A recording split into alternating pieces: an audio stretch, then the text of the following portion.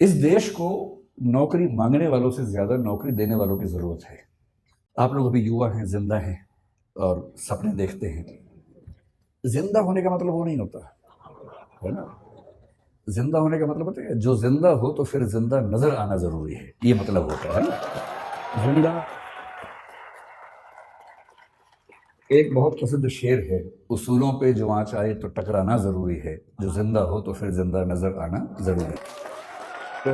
तो मैं इसलिए कह रहा हूं कि आप लोग ऊर्जा से लबरेज युवा हैं और अभी आपकी सपने देखने की उम्र है। जिंदा तो बहुत लोग हैं, लेकिन कुछ लोग जिंदगी ढो रहे हैं, घिसट रहे हैं, और आप भरे हुए हैं ऊर्जा से। इस देश को नौकरी मांगने वालों से ज्यादा नौकरी देने वालों की जरूरत है। और हम अपने 5,000 साल के इतिहास में पहली बार उस दौर में हैं जहां स्टार्टअप करने वालों को इज्जत मिल रही है, वरना यहां इज्जत नहीं होती है। अभी जो सरकारें हैं हमारे पास, सेंटर में भी, कुछ स्टेट्स में भी, और किसी मामले में आप उनसे सहमत हों असहमत हों, समर्थन करें विरोध करें, इस मामले में तो आपको मानना पड़ेगा कि उन्होंने पहली बार स्टार्टअप करने को इज्जत वाला काम बना दिया है। और यदि ऐसा बना ही दिया है, और फिर श्रीराम कॉलेज ऑफ कॉमर्स के ग्रेजुएट्स, जिन लोगों ने बिजनेस को इतना ध्यान से समझा है, उसकी बारीकियां समझी हैं, वो उसके बिना अगर वो भी नौकरी ढूंढते रहेंगे तो फिर देश कैसे आगे बढ़ेगा। तो कुछ साल नौकरी करना ठीक है, लेकिन यदि मुझसे पूछेंगे तो मैं ये कहूंगा कि अगर आप वैसे व्यक्ति हैं कि चुपचाप जिंदगी गुजार लेनी है तो ठीक है, कीजिए नौकरी।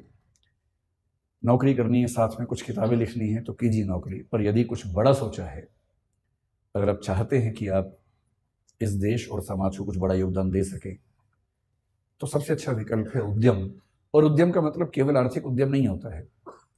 उद्यम का मतलब है कि आप जोखिम लेने वाले व्यक्ति हैं, आप बहुत शांत व्यक्ति नहीं है। और जोखिम लेना कुदरत ने सिखाया, हमें प्रकृति ने सिखाया है। प्रकृति के विधान में सुरक्षा नहीं होती है, प्रकृति के विधान में जोखिम ही जोखिम है। वो तो हमने शहरों में, गांवों में सुरक्षा डेवलप कर ली है, और थोड़ी बहुत सुरक्षा जिंदगी में रहे तो अच्छा भी लगता है। लेकिन जंगल का नियम, प्रकृति का नियम सुरक्षा पर नहीं टिका है, वो खतरों पे टिका है, जोखिम पे टिका है।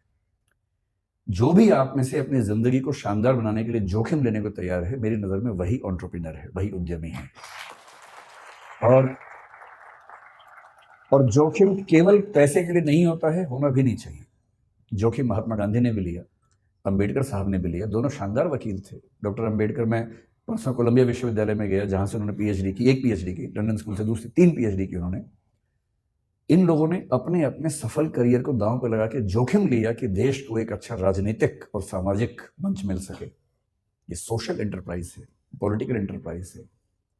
कबीरदास हों, गुरु नानक हों, या महात्मा बुद्ध हों, महावीर स्वामी हों, इन सब ने अपने अपने समाज को बेहतर बनाने के लिए अपनी जान को जोखिम में डाला। ये सब उद्यमी लोग हैं। कोई स्पिरिचुअल एंटरप्राइज करता है, कोई सोशल एंटरप्राइज करता है। आप बिजनेस एंटरप्राइज वाले लोग हैं, लेकिन मैं इतना जरूर कहूंगा कि बिजनेस में पैसा कमाना जरूरी है, क्योंकि वही आपको जिंदा रखेगा, वही आपके उद्यम को चला पाएगा। लेकिन कोई भी उद्यम जो सिर्फ पैसा कमाता है, वो समाज को फायदा नहीं पहुंचाता है। और मैं एक बात अक्सर कहता हूं, आखिरी बात आपसे वही कह रहा हूं, कि अगर अपने जीवन को एक ठीक दिशा देनी है तो सिर्फ एक काम कीजिए। बहुत बुरा लगेगा, पर मुझे ये सलाह मेरे एक मित्र ने दी थी, मैं आपको दे देता हूं। आज घर जाके अपनी ओबिचुअरी लिखिए।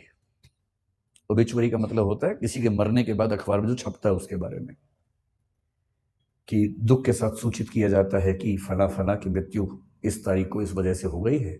उसके बाद की 4 लाइनें आप अपने बारे में क्या चाहते हैं लिख लीजिए, उसे बनाइए विजन स्टेटमेंट।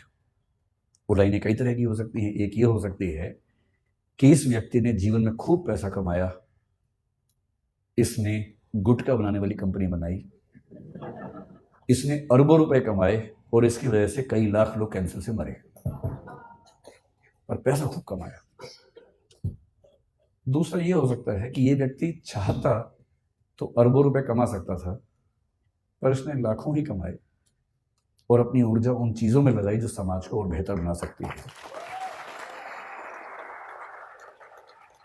ये चाहता तो डीजल की कार बना के खूब पैसा कमा सकता था, तेल के कुएं खोद के खूब पैसा कमा सकता था, पर इसने सोलर पैनल्स में अपनी ऊर्जा लगाई क्योंकि उसे चिंता थी कि मेरे साथ साथ इस समाज का भी भला होना चाहिए।